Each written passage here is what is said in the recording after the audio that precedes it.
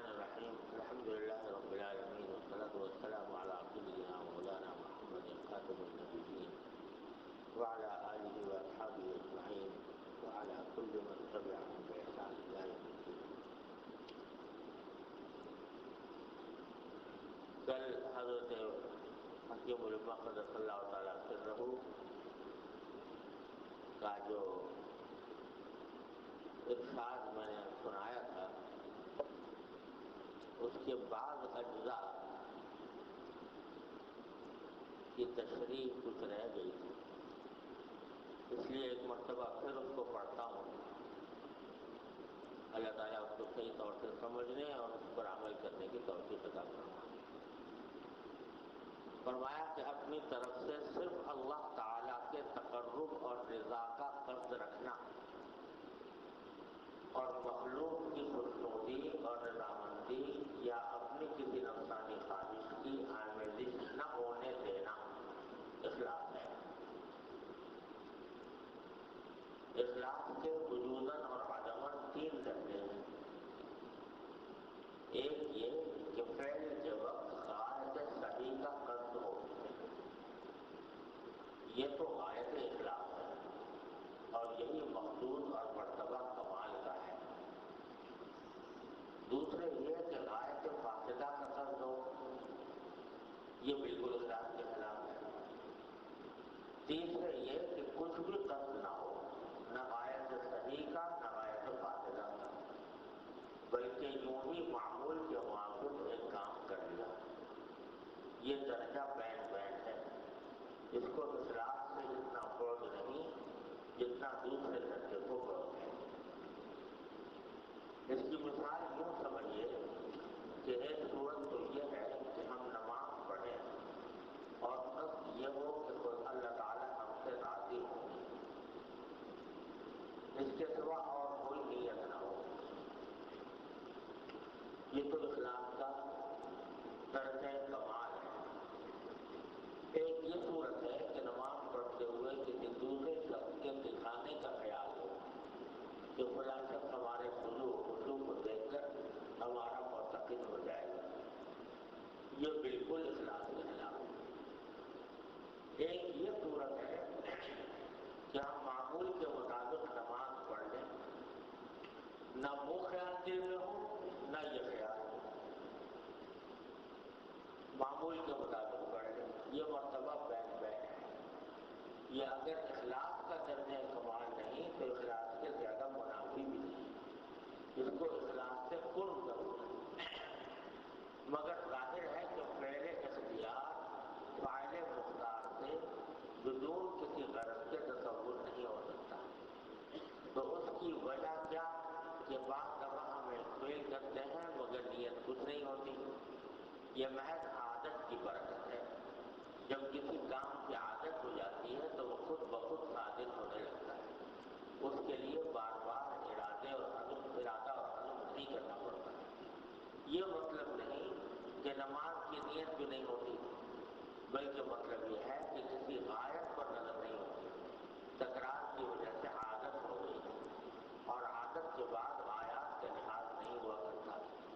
بس معلوم ہوا کہ جس کام میں تکرار ہو اس میں اخلاص سے بھی وجہ قرب ہے، اور جس میں تکرار نہ ہو اس میں اخلاص اس وقت تک حاصل نہیں ہوتا جب تک غایت صحیح کا تصور اور اس کا قصد نہ ہو۔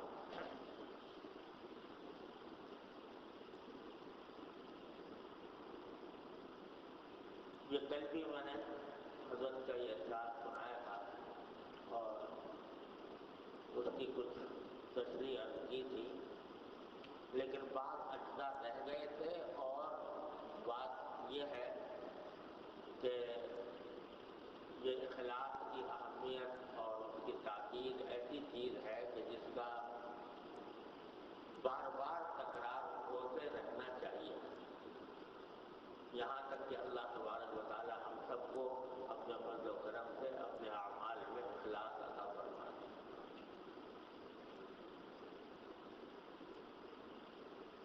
پہلے تو ایک بات یہاں پر عرض کر دوں اس کی تشریح کے طور پر جو حضرت نے فرمایا ہے، پھر ایک دوسری بات عرض کروں۔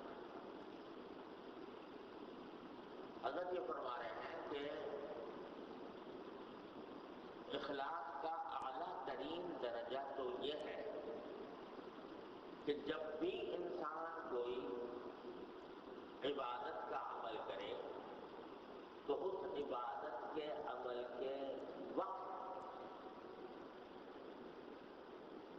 دل میں نیت خالص اللہ تبارک و تعالیٰ کو راضی کرنے کی ہو اور اس کا دھیان بھی ہو. صرف یہ نہیں کہ نیت ہی بلکہ اس نیت کا دھیان بھی ہو. جب اللہ اکبر کہنے کے لیے نماز پڑھنے کے لیے اللہ اکبر کہہ کر ہاتھ اٹھائے تو اس وقت ذہن میں یہ دل میں یہ مقصود ہونا چاہیے کہ میں یہ کام جو کرنے جا رہا ہوں یہ اللہ تبارک و تعالیٰ کی رضامندی کی خاطر کرنے جا رہا ہوں، اللہ تعالیٰ کے حکم کی تعمیل میں کرنے جا رہا ہوں، اللہ تعالیٰ کی بندگی کے لیے کرنے جا رہا ہوں. یہ تو اصل اخلاص کا اصل اخلاص کا عمل اس طرح ہوتا ہے. لیکن حضرت فرماتے ہیں کہ بعض اوقات ایسا ہوتا ہے کہ ایک ہی عمل کو بار بار کرتے وہ عادت بن جاتا ہے. جیسے ماشاءاللہ نماز پڑھنے والے نمازی کی عادت بن جاتی ہے نماز. اب جب وقت آئے گا تو بے اختیار، تقریباً بے اختیار، بے ساختہ کہہ لو، بے ساختہ نماز کی طرف آدمی متوجہ ہو جائے گا. مسجد کی طرف چل کھڑا ہوگا، اذان کی آواز آئی ہے، مسجد بھائی ٹائم دیکھا، نماز کا وقت ہو رہا ہے، چلو بھائی وضو کرو، چلو، اور چل پڑا اور آ کے نماز پڑھ لی. لیکن دل میں کوئی اللہ تعالیٰ کو راضی کرنے کے نیت کا دھیان اس وقت موجود نہیں. عادت ہو گئی، عادت کے تحت کر رہا ہے. تو نہ تو یہ دھیان ہے کہ میں اللہ تعالیٰ کو راضی کرنے جا رہا ہوں، نہ یہ دھیان ہے کہ میں ثواب حاصل کرنے جا رہا ہوں، نہ یہ دھیان ہے کہ میں اللہ تعالیٰ کی بندگی کرنے جا رہا ہوں. بس ایک عادت ہے، روٹین ہے، وہ اس کے مطابق آدمی چل پڑا، پہنچ گیا، پڑھ لی نماز، پڑھ کے گھر چلا گیا. تو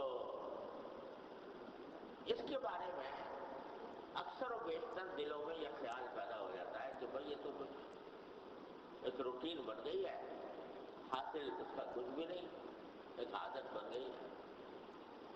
تو وہ اس میں اخلاص نہیں.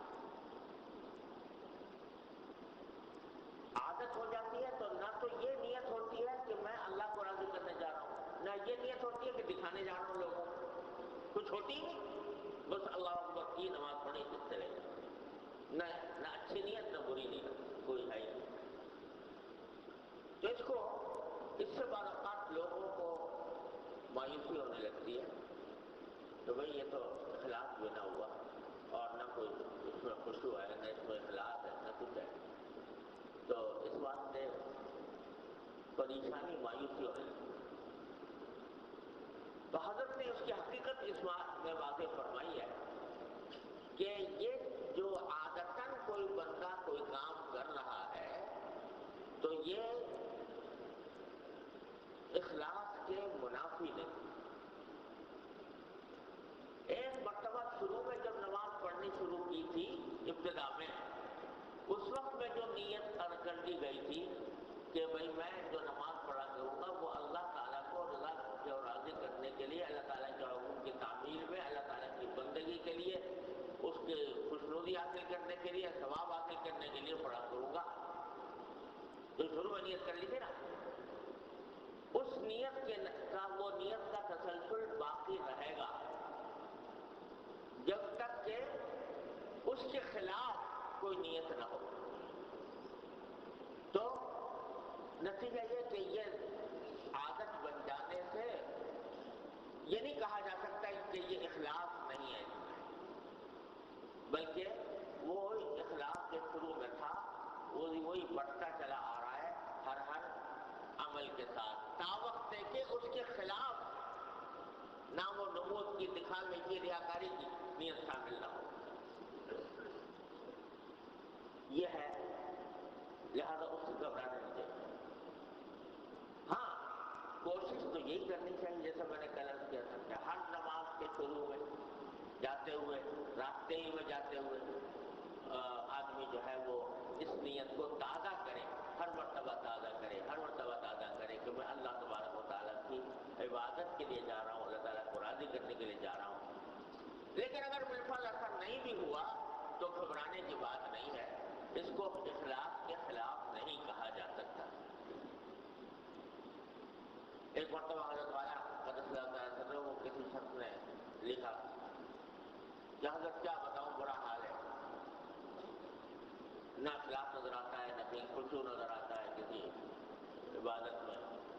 بس ایک عادت پڑ گئی ہے، اس عادت کے مطابق کیے جا رہا ہوں کام جو کچھ بھی ہے. تو حضرت نے جواب میں مختصر جواب لکھا، تو کیا یہ کوئی بری عادت پڑ گئی ہے؟ یہ کوئی بری عادت پڑ گئی ہے؟ یہ جو لکھا کہ مجھے عادت پڑ گئی ہے تو اب وہ اسی کے مطابق کام کیے جا رہا ہوں. تو اس کو کھینچ کے لکھا کہ تو کیا یہ کوئی بری عادت پڑ گئی؟ بتائیں کہ عادت بھی تو الحمدللہ اچھی ہے نا. یہ عادت کے نماز پڑھوں، یہ عادت اللہ تعالیٰ کے حضور حاضر ہوں، یہ عادت کی مسجد میں جاؤں، یا عادت کے سجدے کروں، یہ کوئی اچھی عادت ہے نا، کوئی بری عادت تو نہیں. تو کیوں خامخواہ اس کی ناقدری کرتے ہو؟ وہ بھی اللہ تعالیٰ کی نعمت ہے، اللہ تعالیٰ کا انعام. خدا نہ کرے کسی برے کام کی عادت پڑ گئی ہوتی تو پتہ نہیں کیا ٹھکانا ہوتا، کہاں جاتے. یہ تو اللہ تبارک و تعالیٰ کا فضل و کرم ہے کہ اچھی عادت ڈال دی ہے.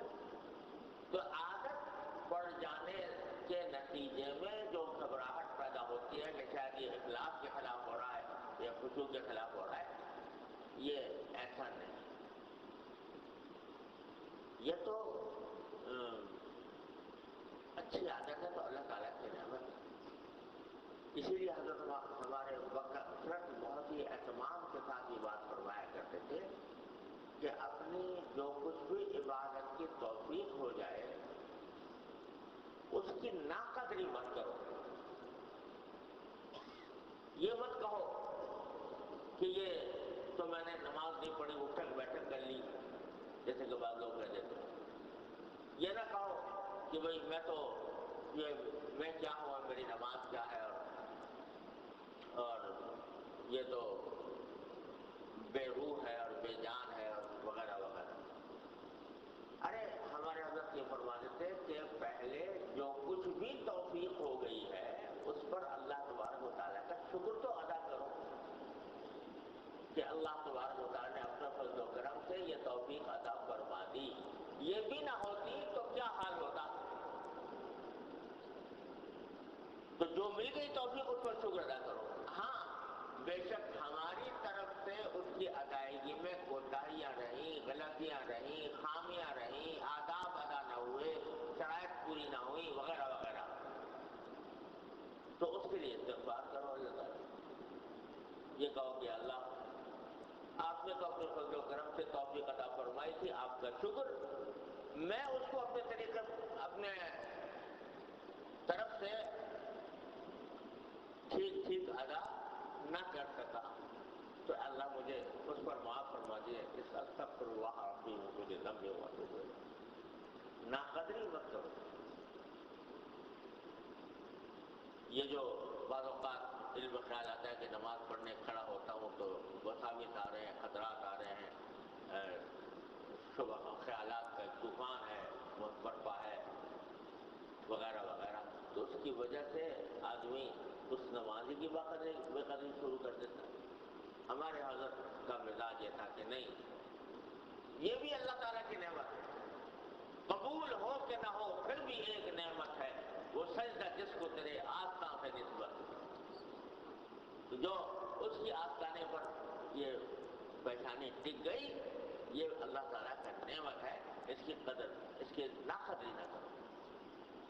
ہمارے حضرت والا حضرت عارف قدس اللہ تعالیٰ صدر کے پاس ایک صاحب آئے، انہوں نے کہا حضرت میں کیا بتاؤں، میں تو نماز کیا ہے، یہ اٹھک بیٹھک ہے، سجدہ کرتا ہوں بس ابھی پتہ نہیں کیا کیا خیالات، طرح طرح کے فضول خیالات، یہاں تک کہ فوش خیالات سجدے کے اندر آتے رہتے ہیں تو سوچتا ہوں یہ سجدہ کیا ہے، یہ تو ٹکرے مارنا ہے وغیرہ وغیرہ.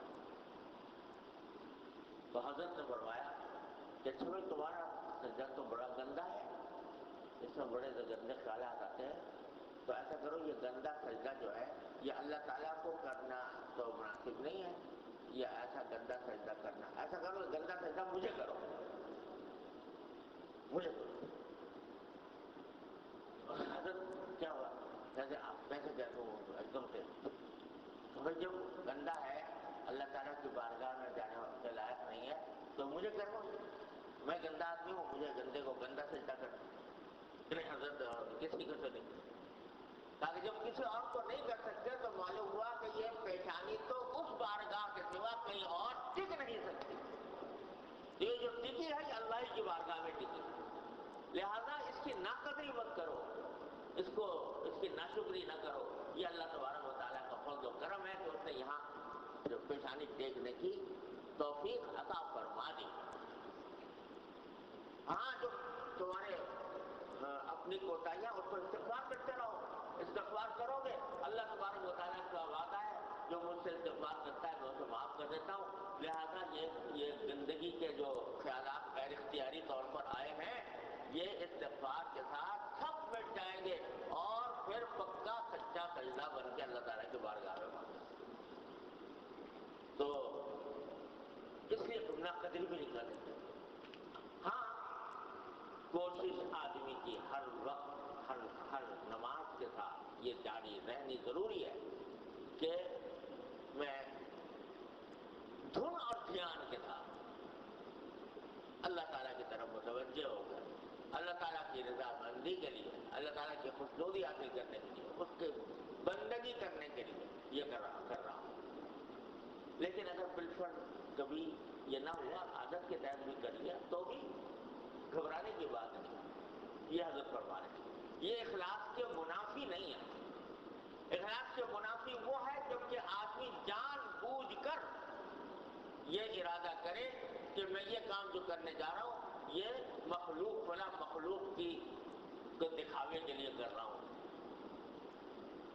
تب وہ ریاکاری ہے. یہاں یہ بھی سمجھ لیجیے کہ اصل نیت تو یہ تھی کہ میں عبادت کر رہا ہوں. محرک اس عمل کا اصل محرک داعی وہ یہ تھا اللہ تعالیٰ کی عبادت کرنا. پھر کیا ہوتا ہے کہ جب آدمی عبادت کر رہا ہوتا ہے شروع کرتا ہے تو اس طرح کے ادھر ادھر کے خیالات آ جاتے ہیں. فلاں دیکھ رہا ہے، وہ اچھا وہ میری اچھی حالت اس کے سامنے آ گئی وغیرہ. یہ خیالات اس قسم کے جو آ گئے تو یہ بھی چونکہ غیر اختیاری ہے اور اصل محرک عمل کا نہیں تھے، لہذا یہ بھی اخلاص کو ختم کرنے والے نہیں، ان سے بھی اخلاص ختم نہیں ہوتا. ایک شخص نے حضرت حکیم الامت صلی اللہ علیہ وسلم کو لکھا خط میں کہ حضرت کیا کروں، میں جب نماز پڑھنے جاتا ہوں تو شروع میں تو نیت بالکل ٹھیک ٹھاک ہوتی ہے، یعنی اللہ تبارک و تعالیٰ کو راضی کرنے کی نیت ہوتی ہے، عبادت کی نیت ہوتی ہے. جب نماز پڑھنا شروع کر دیتا ہوں تو اس میں ادھر ادھر کے خیالات آتے رہتے ہیں کہ فلاں دیکھ رہا ہے تو اچھا ہوا میری عبادت اس کے سامنے آ گئی، فلاں دیکھ رہا ہے اس کے سامنے آ گئی، لوگوں کے سامنے آ گئی. تو یہ سب اس کے نتیجے میں میری ساری عبادت پھر ریاکاری میں تبدیل ہو جائے. یہ ریا. تو حضرت نے اس کے جواب میں کہیں فرمایا ارے بھائی ریا ایسی چیز نہیں ہے جو زبردستی لپٹتی پھرے. ریا ایسی چیز نہیں ہے جو زبردستی لپٹتی پھرے آدمیوں کو، یہ تو اختیاری عمل ہے. ریا وہی حرام ہے جو اپنے اختیار سے کسی دوسرے کو دکھانے کی خاطر ایک کام کیا جائے، وہ ہے حرام. اور ریاکاری. اور غیر اختیاری طور پر خیال آ گیا اصل مقصد، اصل نیت و درستی غیر اختیاری طور پر خیال آ گیا، تو یہ کوئی اللہ تعالیٰ کے ہاں ریاکاری ویسے نہیں ہے جس کے اوپر گناہ ہو. تو یہ کوئی لپٹتی نہیں پھرتی کہ ویسے ہی بغیر اختیاری طور پر تمہیں لپٹ جائے گی جائے. وہ تو اپنے اختیار سے جب کرو گے دکھاوے کا عمل تو پھر حرام ہوگا اور وہ ناجائز ہوگا. اس طرح حضرت نے حقیقت یہ ہے کہ ان معاملات کی گتھیاں سلجھائی ہیں اور اس طرح الحمدللہ حقیقت طریق کی واضح فرمائی ہے اور امیدوں کے چراغ روشن فرمائے ہم جیسے کمزوروں کے. تو اس لیے اس سے بھی یہ بیچ میں خیالات آنے لگتے ہیں ان کا بھی فکر میں نہ پڑے. اور ان خیالات کا علاج بھی یہ ہے کہ ان کی طرف التفات ہی نہ کرو، توجہ ہی نہ دو. بیچ میں جو آپ کے خیالات پریشان کر رہے ہیں آنے دو، توجہ ہی نہ کرو، کچھ ان کو اہمیت ہی نہ دو. یہ جو ہے نا یہ فاصل خیالات جو ہیں ان کی مثال کمینے شخص کی ہے. کمینہ شخص جو ہوتا ہے نا اس کو ذرا تم نے اہمیت دے دی تو سر پہ چڑھ جائے. اور اس کا علاج یہ ہے کہ اس سے بے اعتنائی برتو تو وہ تھوڑے دنوں میں وہ جو ہے مایوس ہو کر اپنی راہ لے لے گا. متنبی نے کتنی اچھی بات کہی ہے کہ اذا انت اکرمت الکریم ملکتہ وان انت اکرمت اللئیم تمردا. کہ اگر کسی شریف آدمی کا تم اکرام کرو گے، اس کی عزت کرو گے، اس کا تعظیم تکریم کرو گے، ملکتا ہو تو تم اس کے گویا کہ اس کو اپنا بنا لو گے، وہ مالک بن جاؤ گے اس کو، یعنی وہ موم ہو جائے گا تمہارے آگے. اذا انت اکرمت الکریم ملکتا ہو، اگر شریف آدمی کا اکرام کرو گے تو اس کے تم مالک بن جاؤ گے، یعنی وہ تمہارا ہو جائے گا. وَإِنْ أَنْتَ أَكْرَمْتَ اللَّئِيمَ تَمَرَّدَ، اور کمینے کا اگر اکرام کیا تم نے تو وہ تو سرکش ہو کر سر پہ چڑھ جائے گا. تو کمینگی کی خاصیت یہ ہوتی ہے کہ اس کو اگر زیادہ اہمیت دی جائے اور اس کو ذہن میں اس کا مقام کو بڑا سمجھا جائے تو وہ سر پہ اچھا میں تو اتنی میری اہمیت، اس کا نتیجہ یہ کہ وہ سر پر چڑھ جاتا ہے اور سرکشی پر آمادہ ہو جاتا ہے. تو ہمارے حضرت والا قدس اللہ تعالیٰ سر یہ فرماتے ہیں کہ یہ جو خیالات غیر اختیاری خیالات آتے ہیں نا، وسوسے، ان وسوسوں کی مثال ایک کمینے شخص کی ہے کہ اس کو جتنی اہمیت دو گے اور ان کی وجہ سے جتنے مغموم ہو گے، یعنی جب اگر غم ہو گیا نا کہ بھئی یہ کیوں آ رہے ہیں یہ خیالات، اور مغموم ہو رہے ہیں کہ بہت زیادہ صدمہ ہونے لگا، تو ان کو پتہ چلے گا کہ اچھا ہماری اہمیت اتنی زیادہ ہے. یہ شیطانی مساوت ہوتے ہیں نا، تو شیطان سمجھے گا میرا داؤ چل گیا اور اب یہ پریشان ہو گیا، مغموم ہو گیا، تو اور زیادہ لائے گا. اور اگر آدمی اس کی طرف توجہ ہی نہ دے، ارے کیا یہ بے حقیقت ہے، تو یہ خیالات بے حقیقت ہیں، یہ کوئی حقیقت نہیں، یہ تو شیطانی خیالات بے حقیقت. تو اور قرآن کے اس کے لیے بہترین بات یہ ہے کہ قرآن کریم کی آیت کا استعداد کرے آدمی، انما النجوى من الشیطان لیحزن الذین آمنوا ولیس بضارهم شیئا الا باذن اللہ. اللہ تعالیٰ فرماتے ہیں یہ جو وسوسے آتے ہیں یہ شیطان کی طرف سے سرگوشیاں ہوتی ہیں. انسان کے قلب میں شیطان جو خیالات ڈالتا ہے سرگوشی ہے شیطان کی سرگوشی کس لیے ہوتی ہے؟ لیحزن الذین آمنوا، تاکہ ایمان والوں کو غم میں مبتلا کر دے. لیکن اگر آپ فرماتے ہیں وَلَيْسَ بِضَارِّهِمْ شَيْئًا، ذرہ برابر بھی ایمان والوں کو یہ نقصان نہیں پہنچاتا الا باذن اللہ. ہاں اللہ تعالیٰ چاہے تو بات نہیں، لیکن یہ اپنی ذات میں ان کے اندر کوئی نقصان نہیں پہنچا سکتے. کب؟ جب کہ آدمی ان کو توجہ نہ دے، ان کی طرف التفات نہ کرے، بس اہمیت ہی رکھے. ایک جگہ حضرت نے اس کی مثال یہ دی ہے کہ ایک آدمی اگر جا رہا ہے کسی منزل کی طرف، منزل اعلیٰ ہے، جلدی پہنچنا ہے، اور اس منزل کو کا ذہن میں تصور بیٹھا ہوا ہے، اس کی طرف آدمی لپک رہا ہے، شوق سے آگے بڑھ رہا ہے، بیچ میں کتا بھونکتا رہے، کتے بھونک رہے ہیں دائیں بائیں کتے بھونک رہے ہیں. تو ایک صورت تو یہ ہے کہ وہ اپنی منزل چھوڑ چھاڑ کے کتے کے پیچھے پڑ جائے لاٹھی لے کے، تو پہلے اس کو ماروں پھر دیکھا جائے گا. اگر وہ اس میں لگ گیا کتے کو مارنے میں اور اس کے ہٹانے میں، اس کو بھگانے میں، تو کیا ہوگا؟ ساری منزل کھوٹ ہوگی. کتا ادھر جائے گا کہ ادھر جائے گا، پھر آ جائے گا، پھر پریشان کرے گا. تو اگر تم اس کتے ہی کے پیچھے پڑے رہے اس کو، تو منزل تو کھوٹی ہو گئی، منزل کہیں میں تک نہیں پہنچ سکتے. علاج تو یہ ہے کہ بھونکنے والے کو چلے جاؤ، اپنی ہمیں تو اپنی منزل کی طرف جانا ہے. یہ بھونکنے والا بھونکتا رہے، ہمیں ان کی پرواہ ہی نہیں، ہمیں ان کا خیال ہی نہیں، تو انشاءاللہ منزل تک پہنچے.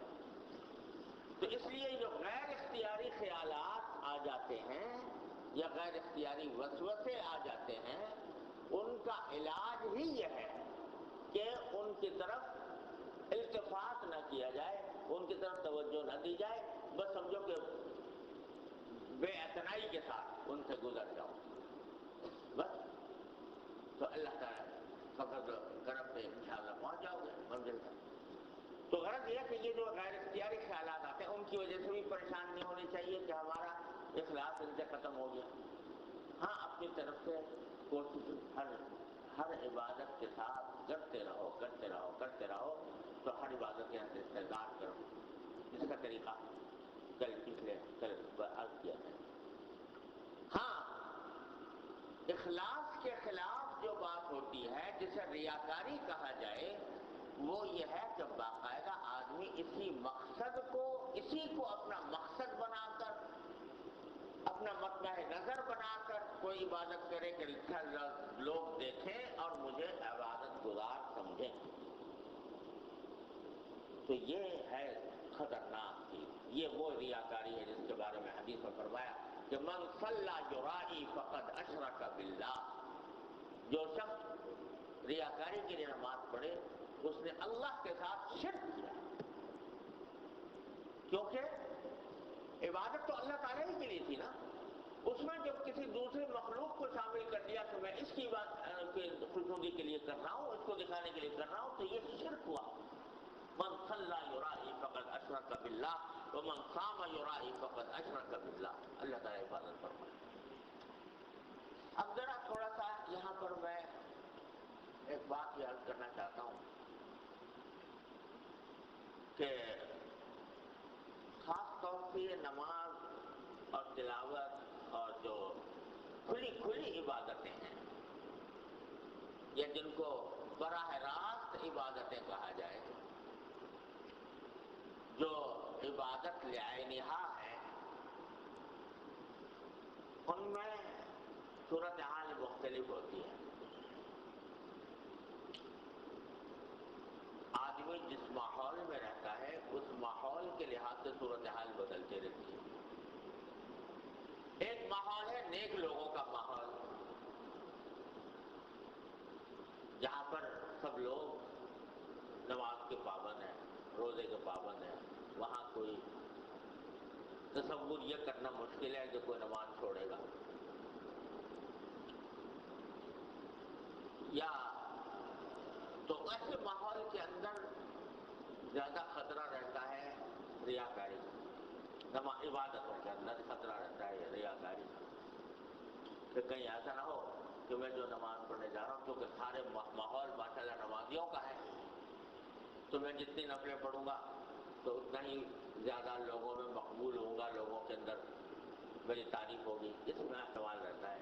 اللہ تعالیٰ عبادت فرمائے. لیکن ایسا لگتا ہے مجھے کہ الحمدللہ عام مسلمان کوئی نماز صرف دکھاوے کے لیے پڑھے، یہ بات بہت بعید ہے عملاً. یعنی ویسے نہ پڑھتا اور دکھانے کے لیے پڑھ رہا ہے، ویسے نہ پڑھتا اصل مقصود دکھانا. یہ ذرا بعید لگتی ہے بات، ایسے ماحول کے اندر بھی بعید لگتی ہے. لیکن بہرحال یہاں پر امکان ہوتا ہے. ایک ماحول ہے ایسا جہاں بے نمازیوں کا ماحول ہے، عبادت کا تصور ہی نہیں ہے، بلکہ جو شخص نماز پڑھے یا داڑھی رکھے یا جو عبادات کی طرف متوجہ ہو تو اس کو لوگ بری نگاہ سے دیکھتے. یعنی نماز پڑھنا، عبادت کرنا ڈسکوالیفیکیشن ہے. بہت سی جگہ پر یہ ایسے ماحول بنا ہوا ہے، وہاں نماز پڑھنے تو وہاں کیا آدمی کو ریاکاری کے لیے نماز پڑھے گا؟ وہاں تو لوگوں کے نظروں کا مقابلہ کر کے پڑھے گا، لوگ برا سمجھ رہے ہوں گے پھر بھی پڑھ رہا ہوگا. تو یہ تو اللہ ہی کے لیے، اس میں تو اخلاص اور زیادہ مؤکد ہے، اس میں ریاکاری کہاں سے آئی؟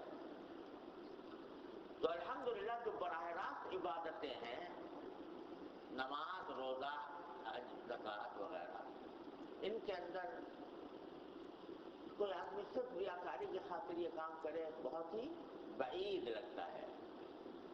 الحمدللہ اللہ تعالیٰ نے اس سے حفاظت فرمائی ہوئی. لیکن جو سب سے زیادہ اس میں خطرناک صورتحال ہے وہ ان عبادتوں میں ہے جن کو بالواسطہ عبادتیں کہا ہے. وہاں ہے ریاکاری کا دخل، عمل دخل ہمارے معاشرے کے اندر بہت زیادہ، اور اس سے شاذ و نادر ہی کوئی وسعت نہ ہوتی. وہ کیا ہے؟ وہ مثلا ہدیہ تحفہ دینا. فلاں کی شادی ہو رہی ہے، اس کے موقع پر اس کو ہدیہ دینا ہے.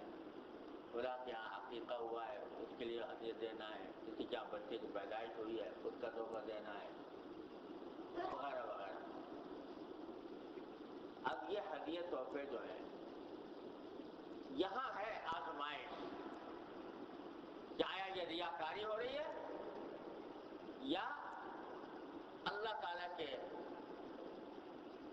خوشنودی کے لیے ہدیہ پیش کیا جا رہا ہے. اور نبی کریم صلی اللہ علیہ وسلم کے اس ارشاد کے تحت ہدیہ پیش کیا جا رہا ہے، جس میں آپ نے فرمایا تھا کہ تحادوا تحابوا او کما قال صلی اللہ علیہ وسلم، کہ ایک دوسرے کو ہدیہ دیا کرو، آپس میں محبت پیدا ہو. جو آدمی ہدیہ اس کام کے لیے دے کہ میں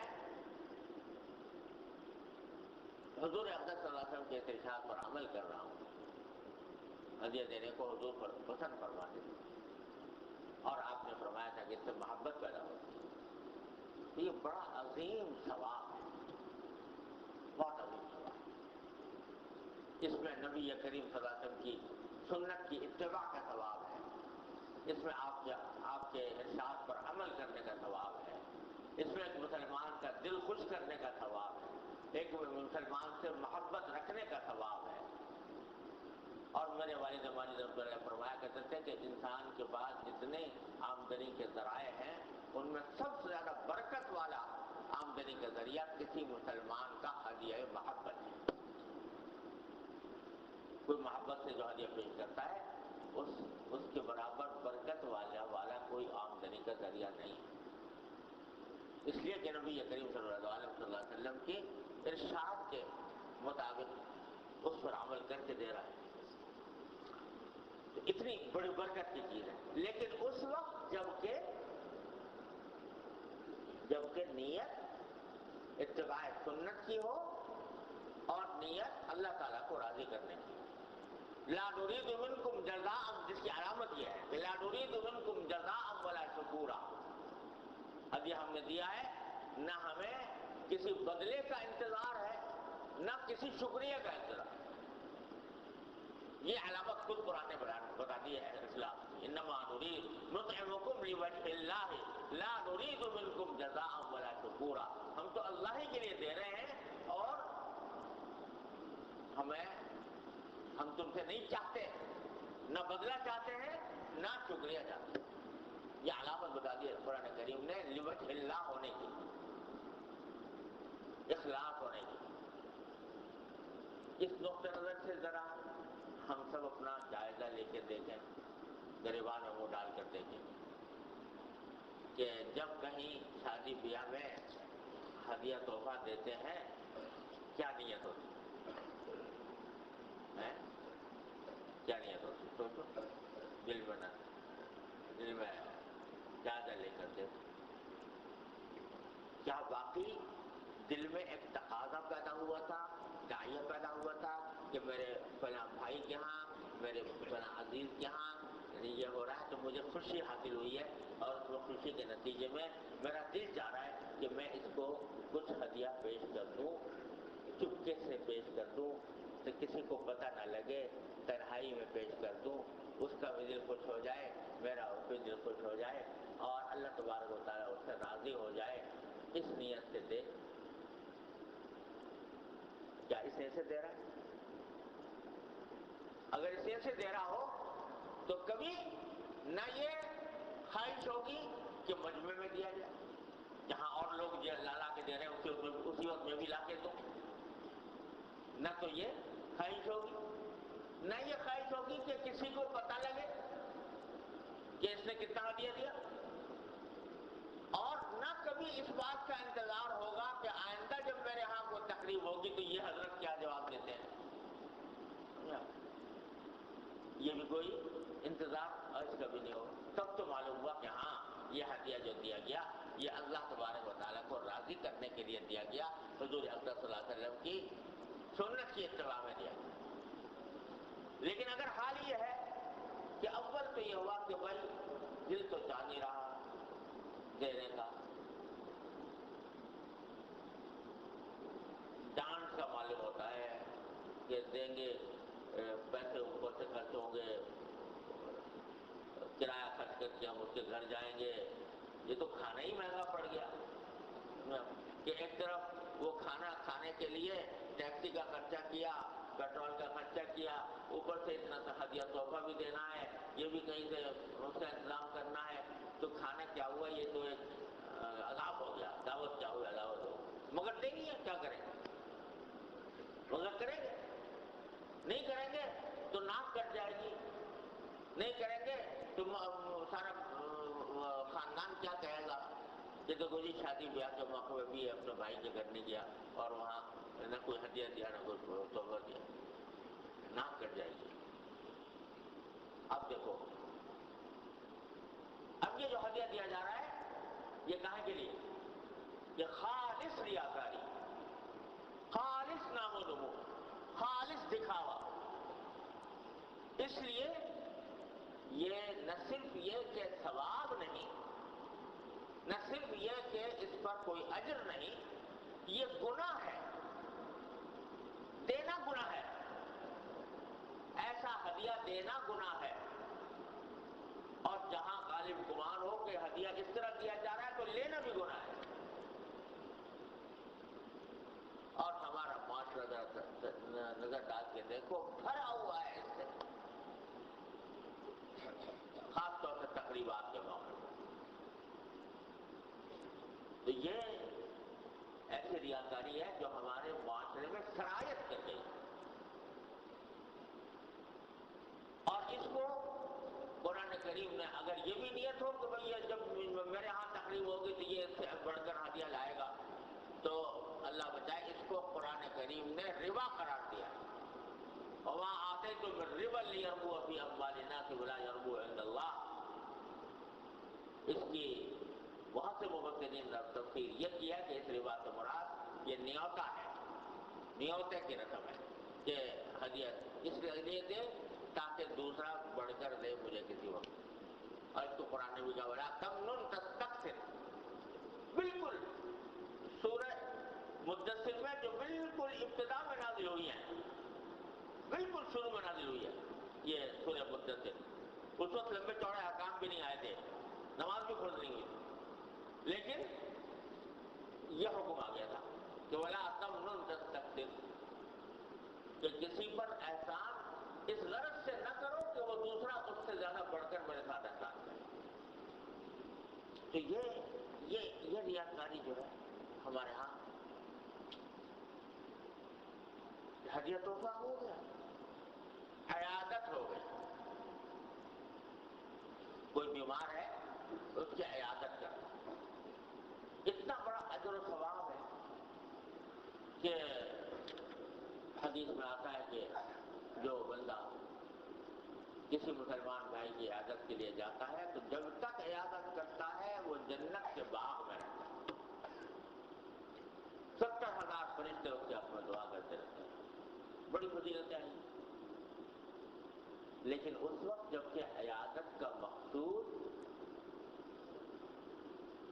اللہ تعالیٰ کو راضی کرنا، عیادت کا مقصود یہ ہو کہ میرے جانے سے اس کی تسلی ہو، اس کو کوئی مدد ملے، اگر میں ہو سکے تو میں اس کی کوئی مدد کر دوں، اس کے حق میں دعا ہی کر دوں، اس کے پاس جاؤں تو اس کا دل ذرا خوش ہو جائے، تسلی ہو جائے، اس کو اس مقصد کے تحت جائے تو عیادت بڑا کار ثواب ہے اور مسلمان کا حق بھی ہے اور اس کے اتنے فضائل بھی وارد ہوئے ہیں۔ لیکن ایک صورت یہ ہے کہ کوئی بیمار پڑا ہے، اب دل تو چاہ نہیں رہا جانے،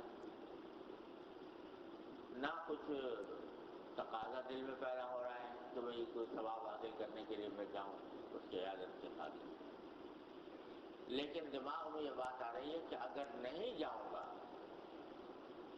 تو لوگوں کو منہ دکھانا مشکل ہوگا کہ یہ شخص جو ہے فلاں کی عیادت کے لیے بھی نہ گیا۔ تو اب جو جا رہا ہے کہ جانے کا داعیہ یا اصل محرک وہ اللہ تعالیٰ کی رضا جوئی نہیں ہے، بلکہ جانے کا داعیہ لوگوں کو خوش کرنا ہے، لوگوں سے اپنے بدنامی کو دور کرنا ہے۔ تو یہ عیادت بھی کیا بن گئی؟ یہ ریاکاری بن گئی۔ عیادت کا حاصل یہ ہے کہ بھائی اس غرض سے جائے جبکہ دوسرے کو اس سے کچھ تسلی ہو، اس کا دل خوش ہو کہ یہ میرے دکھ میں شریک ہوا، یہ میری تکلیف میں شریک ہوا، یہ خوشی حاصل۔ کسی مسلمان کو یہ خوشی دینا یہ بڑی اجر و ثواب کا کام ہے۔ لیکن ضروری نہیں کہ اس عمل کے اندر ہر حال میں اس کے اوپر جتایا جائے کہ میں تمہاری عیادت کے لیے آیا ہوں، چاہے اس جتانے سے اس کو تکلیف پہنچتی ہے۔ اور خیال اس بات کا کرنا چاہیے کہ چونکہ مقصود راحت پہنچانا ہے تو اس واسطے کوئی ایسا طریقہ اختیار نہ کرے جس سے راحت کے بجائے الٹی تکلیف پہنچے۔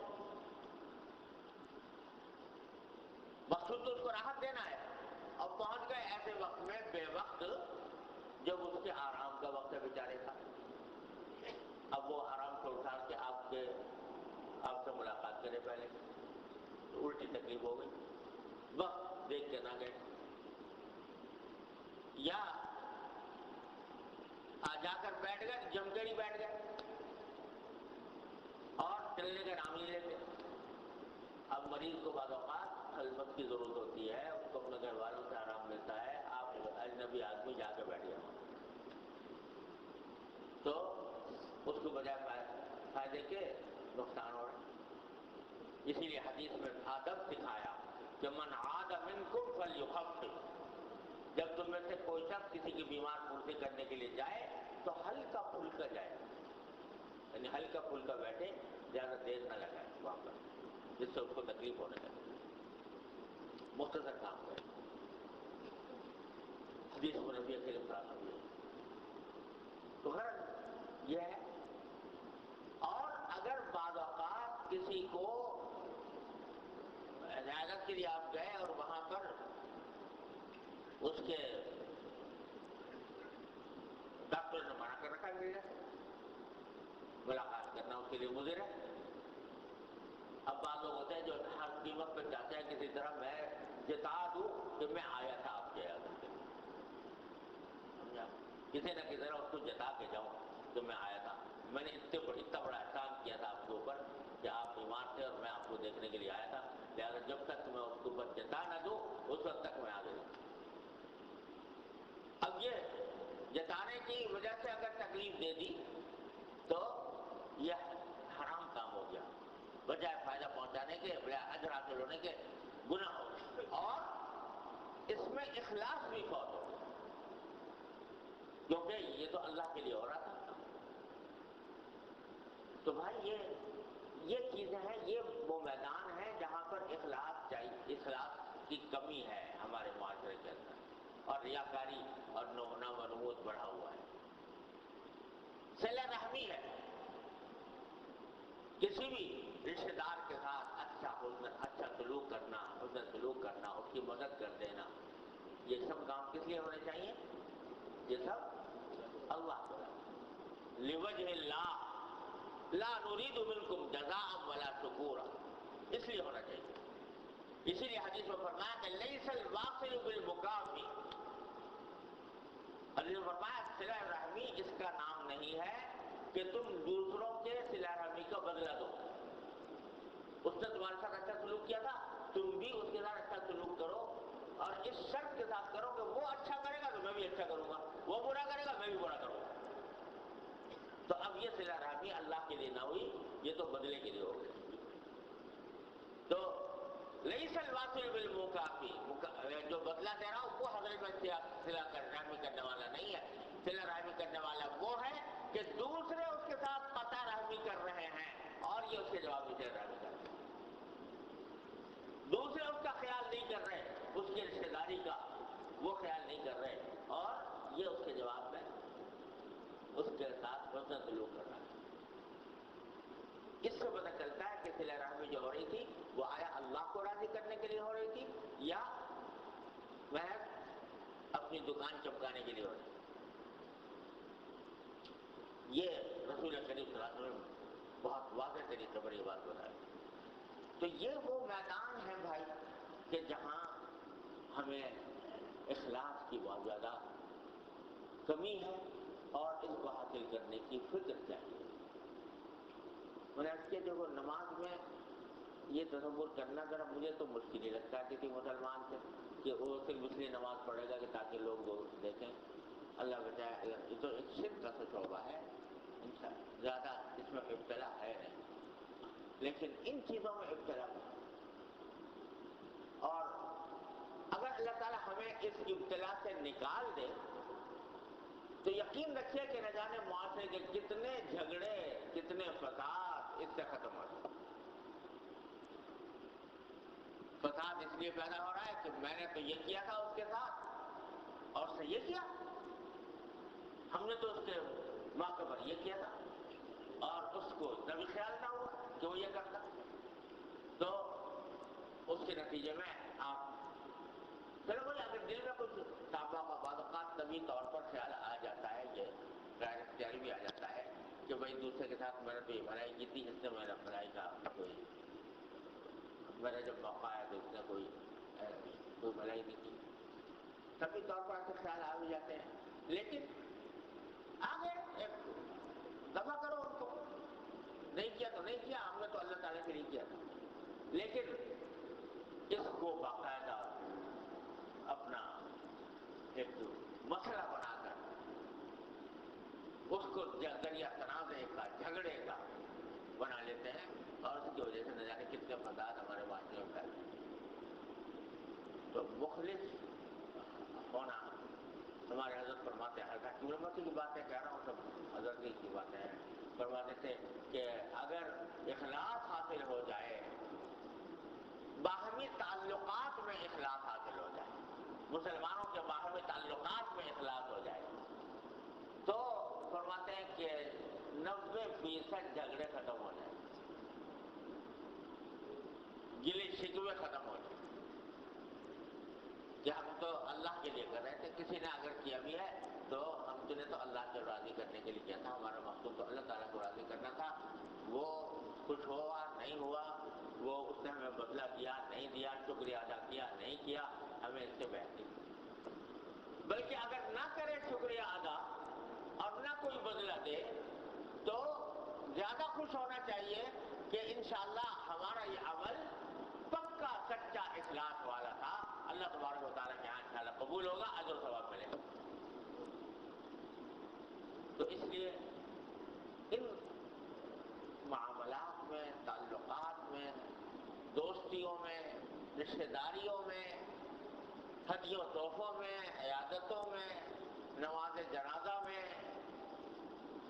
بہت سی جگہ یہ بھی ہوتا ہے کہ نماز جنازہ اگر ہم اس لیے جا رہے ہیں کہ اگر نہیں جائیں گے تو لوگ جو ہے وہ جائیں گے دیکھو فلاں کی نماز جنازہ بھی شریک نہ ہو.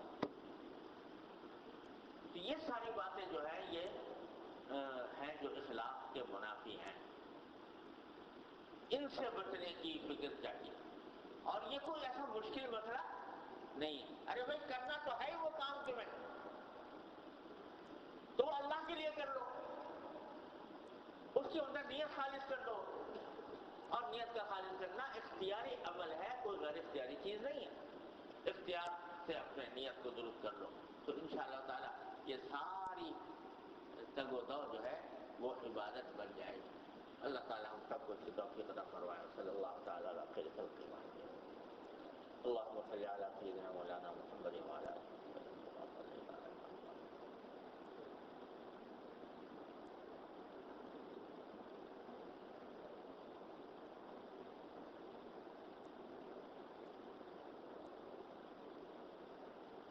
اللہ. اور بھائی ہمارے حضرت والا فرمایا کرتے تھے کہ ایک اس کا حاصل کرنے کا ایک طریقہ یہ ہے کہ جب کوئی عمل کرنے جا رہے ہو تو راستے میں اللہ تعالیٰ سے دعا کرتے چلے جاؤ، یا اللہ مجھے اخلاص کے ساتھ کرنے کی توفیق عطا فرما. نماز کو آ رہے ہیں تو راستے میں دعا کرتے جاؤ، یا اللہ نماز اخلاص کے ساتھ پڑھوا دیں. کسی مسلمان سے ملنے جا رہے ہو، یا اللہ دل میں اخلاص پیدا فرما دیجیے. کسی کی عادت کرنے جا رہے ہو، کسی کی نماز جنازہ میں جا رہے ہو، کسی کی تقریب میں جا رہے ہو تو پہلے سے اللہ تعالیٰ سے مانگو، یا اللہ اخلاص عطا فرما دیجیے. تو خود دعا بھی ہوگی اور توجہ بھی ہو جائے گی تاکہ میں جو کام کروں اخلاص کے ساتھ کروں. اللہم صلی علی سیدنا محمد.